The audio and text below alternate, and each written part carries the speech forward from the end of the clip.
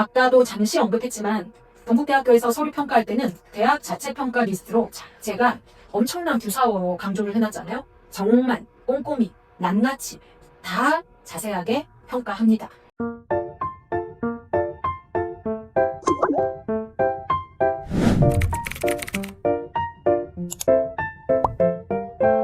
안녕하세요. 코리아 대학 입시 컨설팅의 정지연입니다. 오늘은 2026학년도 수시 지원 전략 동국대학교 편이 되겠습니다. 설명회의 순서는 이렇게 정해봤습니다. 만약에 시험을 준비한다라고 했을 때 시험 범위를 명확하게 알고 이론적인 기반을 충분히 다진 다음에 집중적으로 공부해서 정답을 제대로 써내면 이제 시험 결과가 완성이 되는 거잖아요. 좋은 결과로. 이 5가지의 챕터까지는 이론이라고 생각을 하시면 되겠고요. 정답을 써내려가는 거는 제가 6번째에 두드릴 방법이라고 이름 정해놓은 이 부분에 조금 더 집중해 보시면 좋을 것 같습니다. 사실 동국대학교는 전년 대비에 크게 달라진 점은 없지만 모집 요강에 보면 큰 단락으로 몇 가지를 제시해 놓은 게 있어서 그걸 제가 발췌해 보았습니다. 모집단위 신설에 따른 전형별 선발 계획을 보시겠습니다. 신설된 그 전공이 의료인공지능공학과는 두드림에서 11명, 지능형 네트워크 융합학과가 8명 되겠습니다. 없었던 학과가 생기면서 인원이 늘었다는 것은 지원해보는 학생들 입장에서는 또 반가운 소식이 될 것 같습니다. 보시면 입학 정원 증원에 따라서 이제 모집 인원에도 변경이 생겼는데요. 융합환경과학과의 경우 12명에서 11명으로 늘었으니까 사실 거의 2배까지는 아니지만 꽤 많이 늘었고요. 에너지 신소재 공학과는 2배가량이나 늘었습니다. 경영학과, 광역화 모집단위 선발 확대의 경우 경영대학의 학과를 보시면 경영학과, 회계학과, 경영정보학과가 있는데요. 실제 요즘 이제 작년부터 그 열린 전공이라든가 무전공, 자율전공이 굉장히 인기가 있는데 아무 생각 없이 나는 별거 없이 그냥 선택하겠다가 아니라 어찌 보면 계열 부분에서 약간 적합도가 있는 게 아닐까. 유사학과를 묶어놨지만 실제로 들어와서 세부 전공으로 확장해 나가려면 기본적으로 고등학교 과정에서 원래 준비되었어야 될 부분은 필수적으로 있을 거거든요. 이제 수시 모집의 또 변경사항의 이제 세부 내용을 보시면 두드림이 있었고 두드림 소프트웨어가 있었는데요. 이 전형도 통합을 해서 인원수를 조금 늘리면서 통합했다. 이것도 주요한 변화 중에 하나가 되겠습니다. 학교마다 또 지원 자격에 제한이 있는데 우리 두드림 전형의 경우에는 자격 요건이 제한적이지 않습니다. 그렇기 때문에 일반 계고, 특목고, 특성화고, 검정고시, 국외 고등학교 모두 다 되고요. 여기에서 이제 주 평가 요소인 학생부 서류 제출 부분, 요 부분만 신경 쓰시면 되겠습니다. 이제 학생부 종합의 경우에는 이제 서류로 한번 통과를 시키고 얼만큼 준비된 인재들인가를 선별하는 부분이기 때문에 면접 단계가 있습니다. 면접 단계가 있는 전형은 또 좀 신경을 써봐야 된다고 생각하는 이유가 생활기록부가 마련이 되었고 그 다음에 성적도 마무리가 된 상태에서 학생 개인이 지원 이후에 역량을 또 한번 발휘해 볼 수 있는 굉장히 중요한 기회가 되기 때문에 면접이 이렇게 30% 정도가 된다? 되든 안 되든 내가 한번 뒤집어 보겠다라는 마음으로 접근을 해봐야 된다고 생각을 합니다. 자, 아래에 보시면은 학생부 종합전형 이 1단계 선발 배수도 모두 일괄적으로 4배수, 3배수가 아니라 단과 대학별로 2.5 배수부터 4배수까지로 이루어지고 있음을 보시면 되겠습니다. 다음은 두드림의 세부사항으로 들어가 보겠습니다. 시험을 만약에 본다라고 했을 때 과연 이번에는 출제 포인트가 뭘까? 이게 사실 굉장히 핵심이거든요. 여기서 잠깐 그 학교전 추천 전형에 대해서도 좀 언급을 하고 싶은 게요. 교과 전형의 형태를 띠고는 있지만 서류가 포함되어 있거든요. 그 이유는 그 서류를 꽤 본다라고 하고 또 그 서류로 인하여 비슷비슷한 성적의 학생들이 뒤집히기도 한다라고 봤을 때는 그렇다면 동국대학교는 정말 서류를 교과에서도 꼼꼼히 보는 거니까 원래 서류가 되게 중요한 전형인 이 두드림 전형에선 얼마나 꼼꼼히 볼 건가. 그렇기 때문에 나의 생활기록부를 면밀하게 진단하고 냉철하게 판단하는 게 되게 필요합니다. 여기에 내가 지원해서 붙으려면 어디를 중점적으로 봐야 되는가? 두드림 전형에 지원한다라고 했을 때 내가 준비된 게 뭔가, 내 준비된 게 출제 포인트에 맞는가를 살펴보는 게 이제 이 부분부터입니다. 그런데 학생부 종합 전형인 두드림이 동국대학교에서 가장 대표 전형이긴 한데, 두드림에서는 학업 역량, 전공 적합성, 인성 및 사회성 퍼센트를 보면요, 대충 나는 등급이 이 정도니까 여기 붙겠지라고 생각하면 정말 큰 오산입니다. 전공 적합성 50%인데요. 이 전공 적합성은 성적도 중요하지만 내가 얼마나 이 해당 전공을 지원하기 전에 고등학교에서 해당 관련 교과를 잘 이수했는가, 성취도는 괜찮은가, 거기에 집중해서 밀도 있게 탐구를 하고 내 역량을 키워왔는가. 그래서 이걸 50%라고 뒀으니 사실 서류 전형에 반을 차지하잖아요. 그리고 학업 역량은 기초 학업 역량, 국영수 과목의 그 성적 부분, 그 다음에 학습의 주도성. 근데 이것도 제가 중간중간 또 언급은 하겠지만, 과연 그러면 학업 역량에서 학습의 주도성은 또 뭔가? 이것도 제가 예시로 설명을 드리겠고요. 그 다음에 20%이지만 결코 간과할 수 없는 영역이 인성 및 사회성인데, 이 부분 또한 다른 학교의 전형에서는 이제 공동체 역량이라고 보는데, 단순히 성격이 좋아요? 나는 참 착해요? 이런다고 선발될 수 있는 부분이 아닙니다. 그렇기 때문에 이제 내 서류를 판단하고 지원 전략 계획을 세울 때 주안점이 되는 거를 잘 살펴보셨으면 하는 생각이 듭니다. 자, 다음으로 30%에 해당하는, 아까 제가 말씀드렸듯이 면접에서 뒤집을 수 있다라는 생각을 베이스로 가지셔야 됩니다. 물론 역전이 쉽지 않을 수 있어요. 그렇지만 그 생각을 가지고 접근하는가와 그냥 뭐 안 되니까 뭐 적당히 해봐야지는 결과는 천차만별입니다. 그래서 면접에서는, 동국대에서는 전형 취지 적합성. 자, 내가 굉장히 매력적인 학생들이어서 서류를 보고 뽑았어요. 그러면 이 서류가 사실인가는 실제 대상을 보고 확인해보고 싶겠죠. 그렇기 때문에 그 서류를 기반으로 해서 서류 확인 절차가 일단 면접이라고 생각을 하시면 되고, 그 다음에 우리 해당 전형에 과연 지원한 그 취지나 의도가 맞는가, 그 부분을 보겠다. 그 다음에 여기서도 또 한번 전공 적합성에 대해서 언급을 하고 있고, 그 다음에 발전 가능성, 이 부분도 사실 중요하겠습니다. 고등학교에서 열심히 성실하게 생활한 학생이 대학에 와서 실제 정말 대학 수학 능력이, 대학 공부를 해나가는 능력이 떨어진다라면 그거는 잘못 선발한 게 되지 않겠습니까? 학업 역량 부분도 보시면요, 그냥 이제 세부 평가 항목이라고 카테고리를 크게 둔 지점하고 여기에 평가 내용이라고 이렇게 자세히 언급된 지점이 바로 시험 공부를 정말 집중적으로 제대로 해서 내가 정답을 맞추겠다라고 할 수 있는 포인트거든요. 그럼 이제 보면은, 자, 학업 역량은 결과적으로 어느 정도는 성적이라고 보면 되겠습니다. 그런데 여기서 제가 학생부 교과 전형, 그러니까 학교장 추천 전형을 또 한번 살짝 언급을 하는데, 거기에서는 동국대가 성적을 보는 데 있어서 상위 10개 과목의 높은 성적을 가지고 채점을 하고, 그 다음에 그 부분을 또 동국대만의 점수로 평가를 해서 보면은 이제 그 잘 모르는 학생들은 왜 동국대가 다 1등급대예요? 라고 하는데 이제 환산 점수거든요. 거기서는 정말 그 내신이 하나하나가 매우 매우 중요한데요. 근데 이 부분은 어쨌든 서류를 총체적으로 보는 거기 때문에 성적을 안 보지는 않지만 나머지 것들을 어떻게 채웠는가에 주안점을 두시면 됩니다. 그럼에도 불구하고 제가 이 과정을 또 한 번 얘기하는 거는 기초교과, 국어, 수학, 영어 부분은 어느 정도의 역량을 갖추어야 한다. 그렇기 때문에 흔히 우리가 알고 있는 동국대의 기본 지원 등급 라인이 형성이 되는 거겠죠. 2등급대 초반에서 2등급대 중반 정도까지 형성된 것이 이런 부분을 반영하는 거라고 보시면 되겠고요. 그 다음에 학습의 주도성, 이제 여기서부터 교과의 세부 능력 특기 사항, 그 다음에 교과가 아니어도 내가 이 전공을 희망했을 때 비교과에선 얼마나 연계 있게 활동했는가 보는 되게 총체적인 부분이 이 학업 역량 안에서도 녹아있다라고 생각을 하시면 되겠고요. 이제 서두 중간 부분에서 계속 제가 강조했었던 전공 적합성 부분을 보시겠습니다. 자, 전공 관련 교과목의 학업 이수 과정이라고 되어 있는데요. 이 부분 같은 경우는 만약에 내가 국어 국문학과를 지원하고 싶다. 그러면 국어 성적이 좋아야 될 것이고, 그 다음에 내가 이공계 계통으로 지원을 해서 자연계열의 전공을 하겠다라고 하면 수학, 그 다음에 물리화, 아주 기초적인 그런 그 전공과 연계된 과목의 이수 상황, 그 다음에 이수 수준, 모든 걸 봅니다. 그렇기 때문에 만약에 여기에서도 이제 내 성적과도 관련을 지어본다라고 하면 단순 등급으로만 보시면 안 되고 원점수, 표준 편차, 이수 단위, 생각보다 이수 단위도 중요하고요. 그 다음에 그 학교의 교육 과정 상에 드러나 있는 부분도 이 동국대학교에서는 본다고 하는데요. 그러면 이거는 왜 볼까요?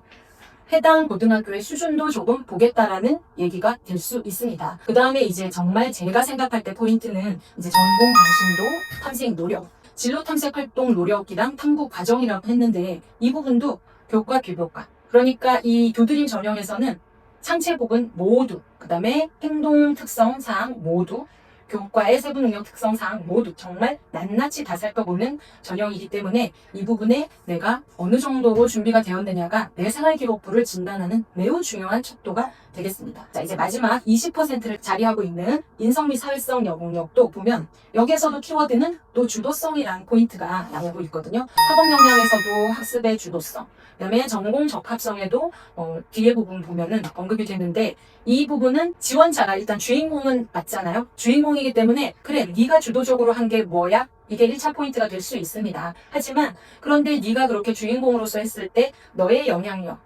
더불어 살아가는 이런 활동 사회 속에서는 네가 그 주도성을 가지고 한 활동이 타인과는 어떤 그 어울림을 보여줬는가, 이 부분이 이 20% 하면 되게 중요하거든요. 그래서 다른 학교의 이제 공동체 역량이라는 부분과 일맥상통하기 때문에 이 부분이 결코 20%라고 해서 간과할 수 없는 부분이라고 말씀드릴 수 있겠습니다. 그 다음에 이제 면접으로 넘어왔습니다. 제가 개인적으로 이제 면접 전형이 포함된 부분을 자꾸 강조한다라고 서두에 말씀을 드렸는데요.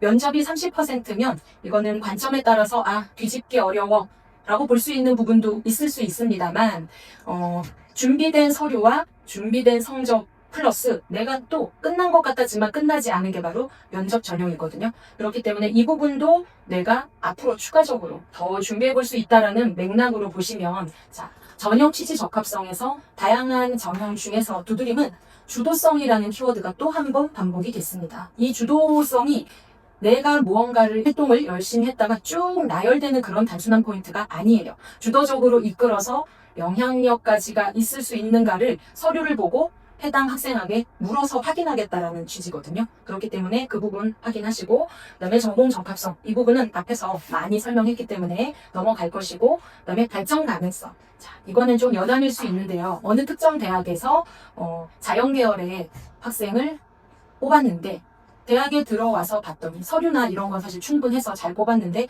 막상 해당 전공을 수행해 나가는데 필요한 진짜 기초 지식인 수학이나 물리, 화학적인 부분이 안 돼서 대학생임에도 불구하고 과외를 한다라는 얘기까지 떠돌아서 저도 사실 조금 놀란 적이 있거든요. 그렇다라는 거는 비록 서류나 잠깐 보는 10분 동안의 면접이지만 이 학생을 면접관들은 기가 막히게 알아볼 거라고 생각합니다. 그러니까 서류에 있는 걸 가지고 내가 얼마나 그걸 나는 굉장히 잘 해낼 수 있는 인재입니다. 절 뽑아주세요 하고 보여줄 수 있는 부분. 그렇기 때문에 의지나 열정.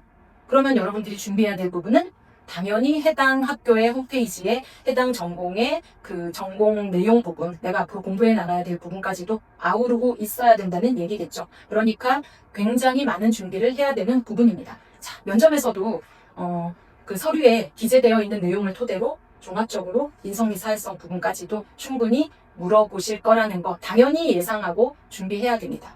이 부분도 역시 아까 서류처럼 이제 최고점, 최저점 이렇게 반영 비율 세분화해서 제시된 자료니까 한번 보시고요. 이제 거의 이제 제가 처음에 말씀드렸던 것처럼 기본적인 이론 공부를 쭉 좁혀서 해 나가다가 이제 마지막에 핵심, 실제 방법을 제시하겠다라고 했었는데요. 이제 거의 다 왔습니다. 자, 학생부 종합전형 두드림의 전년도 입결을 보실 텐데요. 제가 이걸 보여드리는 이유는 어디가 몇 등급이고 어디는 이렇고 그냥 표면적으로 보라는 뜻으로 제시하는 건 아닙니다. 자, 보면서 설명을 드리겠습니다. 그 모집 요강에 다 제시되어 있는 자료인데요. 이 부분을 쑥 보시면 저는 이제 조금 의미 있게 보셔야 된다고 생각하는 것이 이 문과 계열, 인문 계열의 전공과 다형 계열의 전공 부분에서 보면 우선 경쟁률 부분은 전년도 경쟁률이 이렇게 높았기 때문에 올해는 더 낮을 거다, 더 높을 거다를 절대치화할 수는 없지만 원서 쓰는 시즌에서는 충분히 참고치가 되기 때문에 경쟁률 생각을 해보셔야 됩니다. 자, 두 번째는 이 학생부의 평균 성적대인데요. 쭉 보시다 보면 인문 쪽에 보시면 대부분 우리가 알고 있는 동국대의 기본 형성 라인인 2점대 초중반대 등급이 아닌 갑자기 튀는 4등급대, 5등급대도 보이잖아요. 이거는 이렇게 낮은 등급이니까 나는 성적에서 여유가 있다가 아니라는 건 아실 거예요. 그러니까 일반 계고 학생들이 주로 지원하는 전형이긴 하지만 특목 자사고도 인문 계열에서는 충분히 지원하고 있다. 그런 방향으로 보셔야겠고요. 충원율 중요합니다. 충원율이 제로라는 것은 이게 돌지 않는다? 그러면 이 전공을 선택한 학생들은 난 이 학교에 이 전공에 합격하면 꼭 있을 거야. 이기 때문에 경쟁률과 함께 충분히 지원할 때 참고치로 활용해 볼 수 있는 중요한 데이터입니다. 그렇기 때문에 해당 학교들마다 이 전년도 자료를 제시한 거라고 생각합니다. 자연 계열을 보시면 앞부분에 이제 문과, 이과도 있었지만 여기 공과, 바이오 시스템을 보았을 때 그 인문 계열보다는 그 특목 자사의 비율이 조금 낮아 보이는 게 4등급 때 이후에 학생들이 보이지 않죠. 이게 이제 사실 마지막 컷인데 그렇다라는 건 그런 데이터로 판단하고 있다고 보면 되겠습니다. 자, 이제 거의 이론 공부가 다 끝나고 이제 실제로 왔다고 생각하시면 되겠습니다. 자, 우선 동국대의 최종 합격자들은 아까 제가 언급한 말들에서 약간 일맥상통한 부분이 있는데 자사고나 특목고보다는 그래도 일반계고와 자공고가 좀 높은 편이었다 정도. 그 다음에 전형의 어쨌든 학생부 종합의 핵심, 그러니까 수시 전형의 핵심인 두드림 전형, 그 다음에 학교장 추천 인재, 논술 전형 순으로 또 지원자가 많고 또 합격이 되는 순을 보인다 정도 보시면 되겠고요. 자, 제가 이렇게 주의라고 해놓은 것은 아까 입결 데이터에서 한번 말씀을 드렸지만 무조건 내가 등급대가 낮게 형성되었으니까 지원할 수 있는 전형이 절대 아닙니다. 일단 성적으로도 그렇지만 서류가 충분하지 않으면 동국대는 과감하게 내가 지원할 수 없겠구나라고 사실 생각을 하셔야 됩니다. 그렇기 때문에 생활기록부의 면밀한 진단과 분석이 중요하다는 말씀을 드리는 겁니다. 그리고 자연계열은 아까 데이터에서도 확인하셨듯이 일반계고 학생들이 좀 더 많은 것으로 분석이 되었습니다. 이제 제가 또 강조하는 면접평가. 그런데 이게 면접에서 무조건 역전 가능하겠다라고 말씀드릴 수가 없는 이유가 데이터를 분석을 해봤더니 최종 합격자가 인문계열은 40% 정도, 자연계열은 45점대 정도면은 아까 제가 말씀드렸죠. 불가능하구나 라고 접근하면 안 됩니다. 더 준비해야겠구나 라고 접근을 하시면 그래도 저는 승산이 있다고 생각하는 부분입니다. 그 다음에 계속해서 이제 반복적으로 설명을 드리는데요. 사실 교과 공부를 할 때도 뭔가 반복해서 나온다는 건 중요하다는 거거든요. 그러면 그건 한 번 더 귀담아 들을 필요가 있습니다. 자, 전공 적합성 50%에서의 그 포인트는 처음 말씀드렸듯이 해당 전공 지원자가 관련 교과목 이수를 얼마나 했는가, 그 다음에 높은 단위수의 과목을 잘 이수했는가 다 포괄합니다. 그리고 학생 여러분들이나 학부모님들도 너무나 잘 아실 거예요. 과목별 세부 능력 특기사항 내용이 되게 중요한데요. 이제 단순한 나열에서 중요하다. 나는 정말 많이 썼고 선생님 저는 과목마다 꽉꽉 채워져 있어요. 이게 중요한 게 아니에요. 그래서 이거는 이제 예시로 조금 들어드리겠습니다. 그래서 저는 뭐라고 생각을 하냐면 과목별 세부 능력 특기사항도 성적이다 라고까지 제가 극단적으로 표현하기도 했었습니다. 그러면 이제 과목별 세부 능력 특기 사항에서만 과연 그럼 전공 적합성을 보느냐. 입학사정관들은 정말 생기부의 한 줄 한 줄을 일일이 그들의 체크박스에 다 오픈해서 하나하나 거의 해부하다시피 채점하고 평가한다고 합니다. 그러면 이 또 자유활동 속에서도 담임 선생님하고 이루어진 학급 내의 자유활동 속에서도 학습의 주도성 발견할 수 있거든요. 그래서 예를 들어보면 어떤 이제 좀 잘 써진 생활기록부의 예시를 봤을 때 땡땡 활동에서 주제 선정을 하고 활동 계획을 수립했는데 거기에서 주도적 역할을 수행하고 이 주도적이란 포인트도 있고 그 다음에 학습 부분을 어느 정도 아우르고 있다. 그 다음에 밑에도 보시면 직접 설계하기, 자 주도성, 그 다음에 본인이 스스로 비판적인 능력까지 보여줬다. 이렇게까지 보실 수 있겠고요. 자, 그럼 동아리 활동 속에서 창치의 모든 부분을 다 낱낱이 본다라고 했지 않습니까? 꼼꼼하게. 그러면 이 동아리 속에서도 학업 역량과 전공 관심도를 드러내야겠지요. 그리고 드러낸 걸 그들은 분명히 캐치하실 겁니다. 그래서 수학과 관련한 학과에 지원한 학생들은 동아리에서 수학 관련 활동에서 체험한 걸 결과로까지 잘 연결했다. 그 다음에 또 진로로 연결해서 마지막에 친구들과 토론까지 했다라고 해서 확장까지 한 부분 또 살펴보실 수 있겠고요.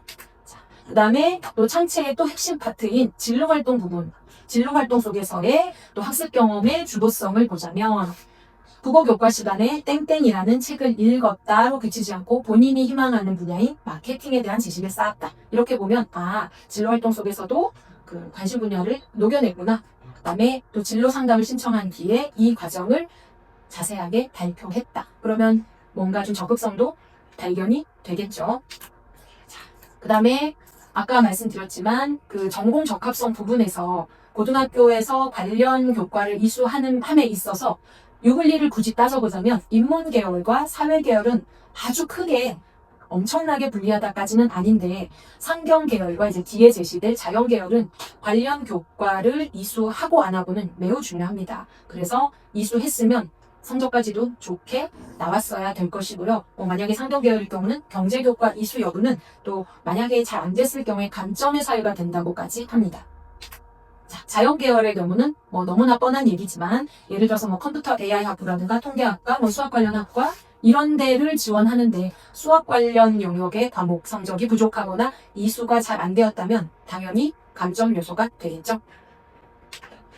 두 번째, 인성과 사회성 20%에서의 포인트는 한 번 더 반복하겠습니다. 그래서 친구들과에서의 모습 속에 내가 돋보이는 근데 이게 타인에 대한 배려가 녹아 있으면 굉장히 좋습니다. 그래서 만약에 실제로 활동을 해봐야겠다. 혹시 고등학교 1학년, 2학년 학생들이나 학부모님들이 보고 계시다면 동국대에 관심이 있는 학생들의 경우에는 남들이 꺼리는 분리수거 도우미 활동이라든가 이런 부분을 조금 또 적극적으로 참여해보는 것도 굉장히 도움이 될 것 같습니다. 이제 거의 마무리 단계. 그럼 만약에 내가 이제 동국대학교에 두드림 전형에 지원을 하고 싶다라고 하면 어쨌든 기본 등급 라인은 2등급 대 초중반 정도. 초반이면 안정권이라고 일단 보고요. 중반은 지원해봐도 괜찮고 이제 후반으로 가고 3등급 초가 되면 이제 도전의 영역이 되기 때문에 이제 서류 기반이 어느 정도 단단한가 그게 되게 중요한 요소가 되겠고 그 다음에 이제 면접 같은 경우는 수능 이후에 동국대학교는 면접이 진행이 되는데도 면접 응시율이 낮지 않아요. 90%가 넘기 때문에 거의 면접을 보러 온다라고 생각하면 면접에 대한 철저한 준비가 많이 필요하다는 걸 또 한 번 확인하실 수 있겠죠. 그리고 내신 성적을 잘 계산하고 판단해야 된다. 내 점수를 낱낱이 계산화해서 판단하고요. 그 다음에 내 생활기록부가 정말 동국대가 원하는 방향의 생활기록부인가 확인을 하고 그 다음에 의미 있는 나의 활동이 만들어져 있는가. 자, 그러면 1학년, 2학년 학생인데 동국대에 관심이 있다. 그래서 이 오늘 설명을 들으신다면 교과 학습에서 비롯된 흥미에서 주제 탐구를 하고 그 다음에 그 결과를 또 확장해서 경험치로 만들고 그 다음에 발표를 하든가 아니면 친구들과 함께 또 토의를 한다던가 토론을 한다든가 해서 나누는 과정까지로 가면 이 단계가 굉장히 잘 이루어진 활동 단계라고 보실 수 있겠습니다. 그리고 아까도 잠시 언급했지만 동국대학교에서 서류 평가할 때는 대학 자체 평가 리스트로 제가 엄청난 규사어로 강조를 해놨잖아요. 정말 꼼꼼히 낱낱이 다 자세하게 평가합니다. 그리고 또 하나 추가 말씀드리자면 그 독서활동의 경우는 학교생활기록부에 반영되는 항목은 아니지만 교과 세특이나 자율, 진로 등에서 독서활동이 유의미하게 녹아져 있다면 굉장히 이점이 되고 플러스 요인이 된다라고 합니다. 다음으로 넘어가겠습니다. 앞으로의 동국대. 제가 살짝 접했던 뉴스를 보면 고교기여대학 자율공모사업 학교로 선정이 되었대요. 몇몇 학교들과 함께. 그러다 보니 동국대는 지금은 이제 수시 60% 정시 40% 비율을 유지하려고 하는데 어쩌면 2028학년도부터는 정시 부분이 조금 줄어들지 않을까 하는 어떤 그런 예상치도 나오고 있습니다. 근데 뭐가 더 늘고 줄고가 중요하다고 볼 수도 있겠으나 어쨌든 현역 학생들이 수시를 준비하는 것은 기본적으로 해야 될 것이기 때문에 이런 부분도 알고 계시는 것도 좋을 것 같습니다. 여기서 오늘 제가 준비한 동국대학교의 수시 지원 전략 설명회는 마무리가 되었습니다. 내용이 좀 어려운 부분이 있을 수 있고 하겠지만 꼼꼼히 모집 요강 등을 자세히 살펴보시고 나의 생활기록부를 잘 진단해 보시고 실제 원서 쓰실 때 잘 준비해서 좋은 원서 지원 과정이 되시길 바라고 그래서 꼭 두드림 전형의 문을 잘 두드려 보셨으면 좋겠습니다. 감사합니다.